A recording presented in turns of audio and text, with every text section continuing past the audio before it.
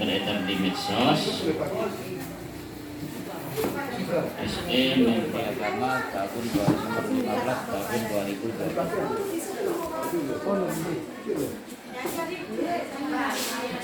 Anjar itu mas. Ya. SE nomor 15 tahun 2021 ini tentang penerapan protokol kesehatan dalam penyelenggaraan sholat hari raya Idul Adha dan pelaksanaan ibadah kurban.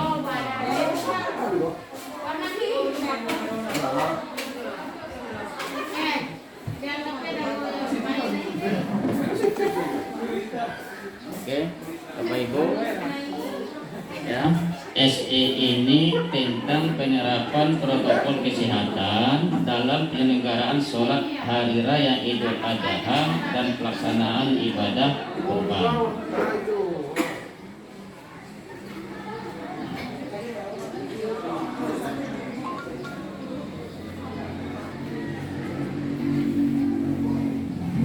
Tujuan SE ini adalah untuk memberikan rasa aman kepada umat Islam di tengah pandemi COVID-19 yang belum terkendali dan munculnya varian baru.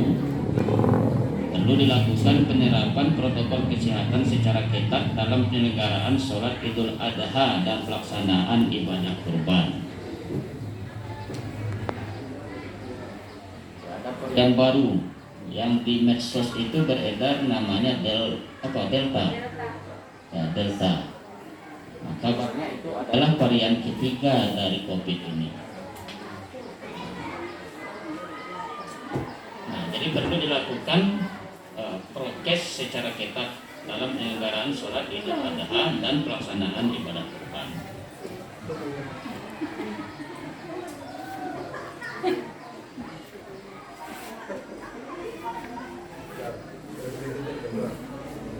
Bagaimana dengan malam takbiran menyambut hari raya Idul Adha? Nah, ini biasa kan kalau di masyarakat ini kan biasa dilakukan dengan berbagai cara pula ya. Nah, dengan berbagai cara, ada yang berjalan di satu jorong itu dengan apa namanya, membawa obor. Kemudian ada lagi dengan mobil arak-arakan dan lain sebagainya. Nah, ini masih bisa dilakukan, tetapi dengan ketentuan pertama dilaksanakan secara terbatas, paling banyak 10% dari kapasitas masjid dan musola. Jadi kalau ingin takbir juga di masjid atau musola, bolehnya hanya 10% dari kapasitas. Misalnya kapasitas masjid itu 100 orang, maka yang boleh melakukan takbir hanya 10% dari 100 orang. Kalau kapasitas masjid itu, misalnya masjid raya, itu kapasitasnya berapa itu? Lebih dari 500 ya? Hah? Masjid raya? 2000. Nah, berarti 10% dari itu. Nah, itu yang boleh melakukan takbir di masjid tersebut. Nah, dengan ketat memperhatikan protokol kesehatan secara ketat seperti menggunakan masker, mencuci tangan, menjaga jarak, dan menghindari kerumunan. Nah, lalu ketentuan yang kedua adalah kegiatan takbir keliling dilarang untuk mengantisipasi keramaian atau kerumunan. Yang ketiga, kegiatan takbir dapat disiarkan secara virtual dari masjid, musola sesuai ketersediaan perangkat telekomunikasi di masjid atau musola tersebut.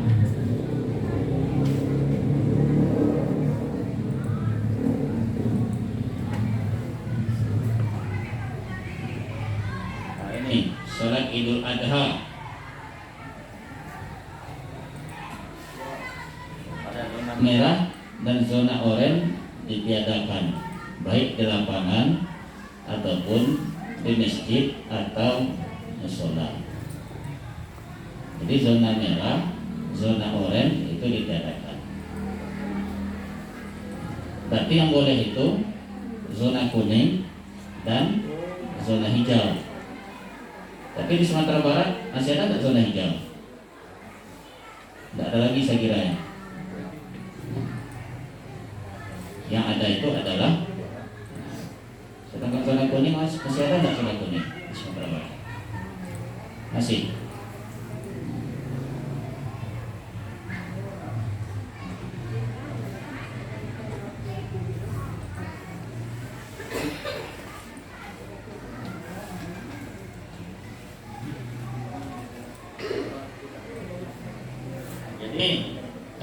Ini agak menjadi apa ini?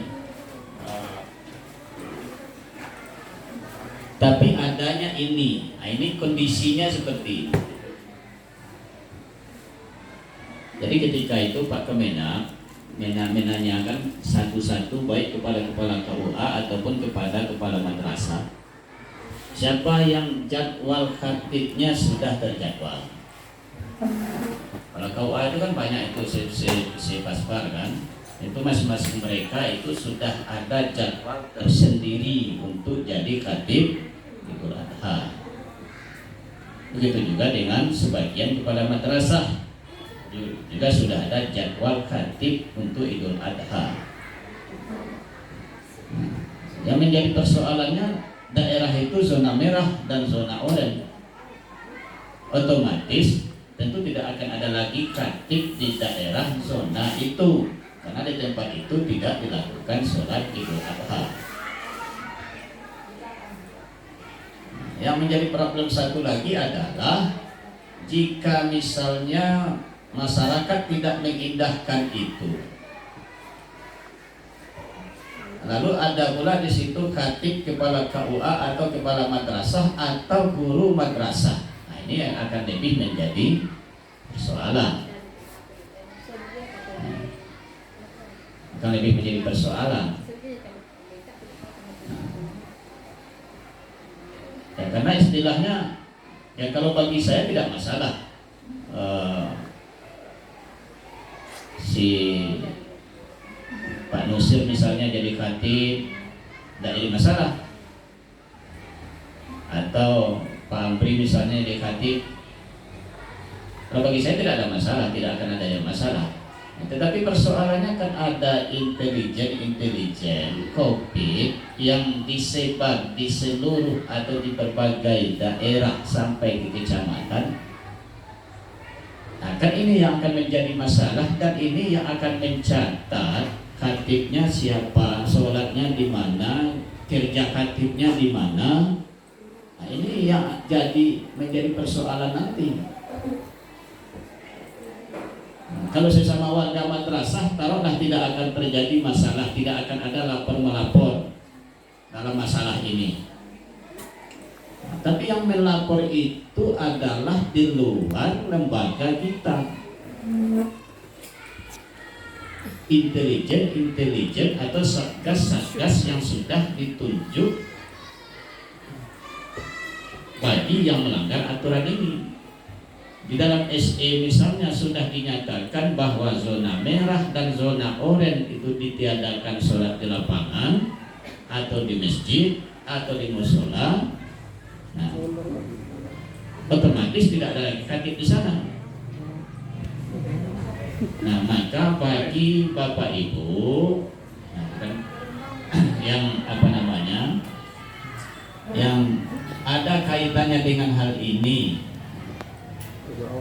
atau khusus kepada bapak-bapak yang biasa jadi khatib, nah ini tolong beri pengertian kepada pengurus masjid yang bersangkutan. Tolong sosialisasikan SE ini bahwa inilah kondisinya pada saat ini. Jadi jangan nanti ketika kita sudah ada aktivitas di zona-zona yang dimaksud di sini, kalau sebagai pimpinan satuan pendidikan, saya sudah sosialisasikan.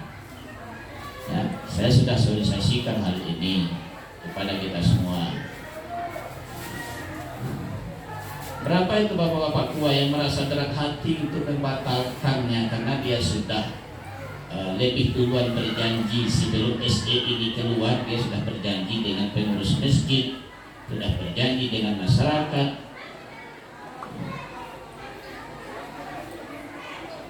Tetapi dengan adanya SE ini yang mereka terpaksa batalkan.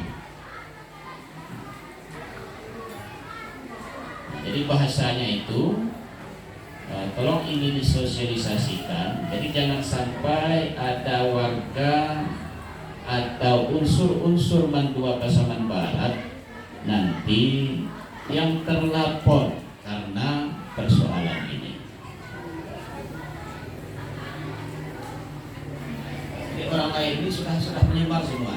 Intelijen tentang COVID ini sudah menyebar semua.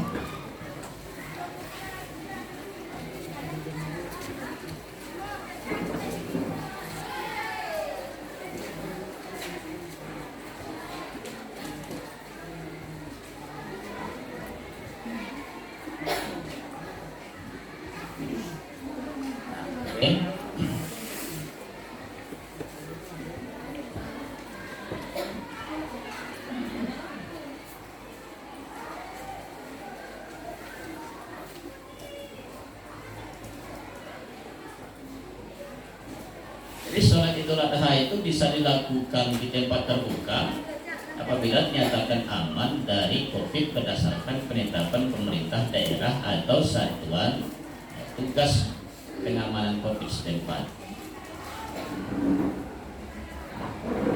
Waktu Zoom ini kan ada, waktu Zoom secara nasional kan ada yang bertanya, zona yang dipakai zona yang mana?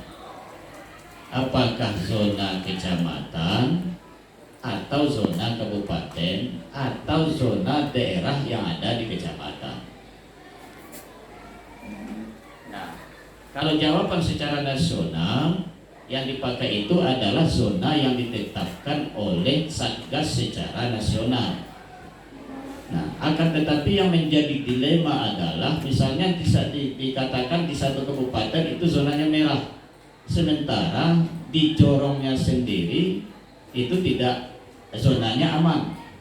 Dan itu boleh jika ada ketegasan atau penetapan yang menyatakan aman itu ada tak dari pemerintah daerah atau dari Satgas COVID. Kalau ada tidak masalah. Jadi yang penting kalau kita katakan zona misalnya Jorong Air Haji itu aman, apa dasar saya mengatakan aman?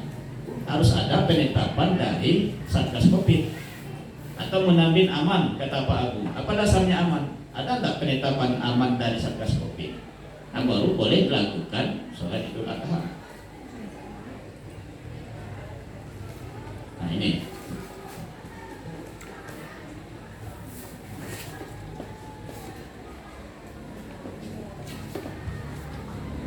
Sholat Idul Adha dilaksanakan di lapangan terbuka atau di masjid, wajib menerapkan standar protokol kesehatan COVID.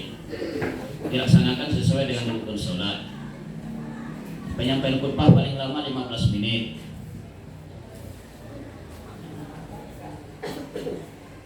Jemaah yang hadir paling banyak 50% dari kapasitas tempat. Panitia diwajibkan menggunakan alat pengecek suhu tubuh dalam rangka memastikan kondisi sehat bagi lanjut usia atau orang dalam kondisi kurang sehat atau baru sembuh dari sakit atau dari perjalanan. Dilarang mengikuti sholat hari raya Idul Adha di lapangan terbuka atau di masjid atau di sholat.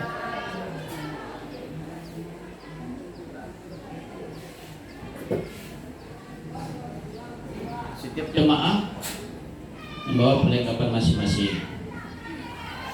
Khatib diharuskan menggunakan masker ketika melakukan khutbah dan pistol helm. Jadi khatib pakai helm ketika menyampaikan materi.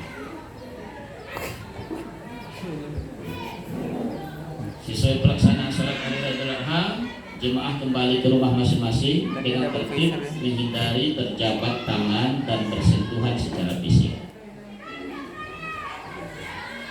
Lalu pelaksanaan kurban. Jadi tidak boleh memotong kurban di hari raya itu, di hari H itu. Jadi kapan dipotong? Tanggal 11, 12, dan 13.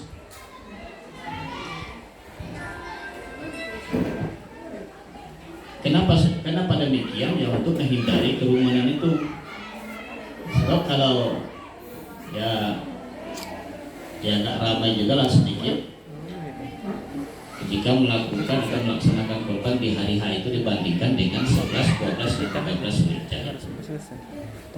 Nah, pemotongan hewan kurban dilakukan di rumah pemotongan hewan. Kalau di sini kan tidak ada ini. Tapi kalau untuk di kota-kota memang dilakukan, disarankan dipotong di sana. Dan kalau misalnya di masjid itu, misalnya di masjid Taqwa di Jambak, di Muka Bernama, itu kan 15 ekor, 15 ekor, dan itu sudah disampaikan kepada pengurusnya. Kebetulan pengurus masjid itu Soeharjo, tidak dilakukan di masjid, tapi sebarlah yang 15 itu ke tempat-tempat masyarakat supaya tidak terjadi kerumunan di tempat itu.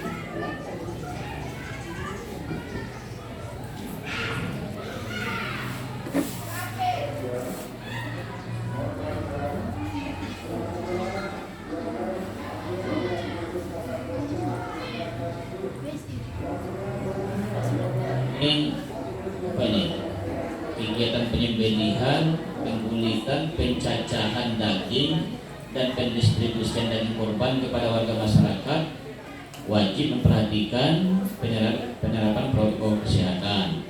Kegiatan pemotongan hewan kurban hanya boleh dilakukan oleh panitia pemotongan hewan kurban dan disaksikan oleh orang yang berkorban, berarti warga lain tidak boleh. Pendistribusian daging kurban dilakukan langsung oleh panitia kepada warga di tempat tinggal masing-masing dengan meminimalkan kontak fisik satu sama lain. Kalau dulu masyarakat yang datang ke tempat kurban ada tidak seperti itu? Ya, ada juga seperti itu kan, masyarakat yang dapat kupon dia datang ke tempat penyembelihan, berarti itu terdesak-desakan. Nah, kalau ini tidak, panitia yang harus mendatangi rumah masing-masing.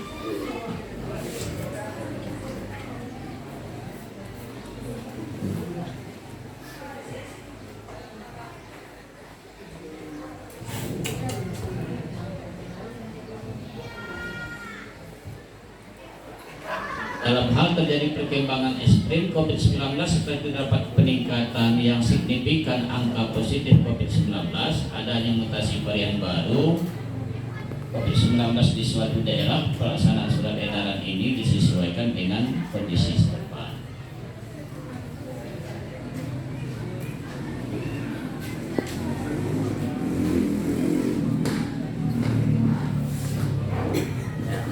SE 15 tahun 2021.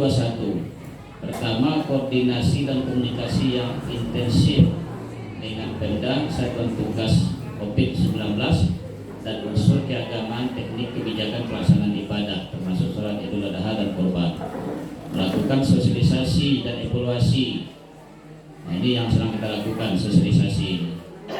Melakukan pemantauan dan melaporkan pelaksanaan SE 15 tahun 2021 melalui Google Form. Nah, ini jadi nanti laporannya jika ada kejanggalan terhadap SE ini, bagi petugas intelijen itu lapornya langsung ke sini saja.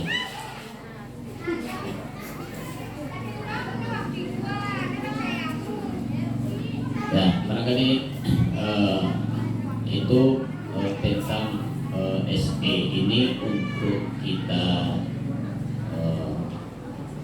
laksanakan sebagai warga madrasah yang berada di bawah naungan Kementerian Agama.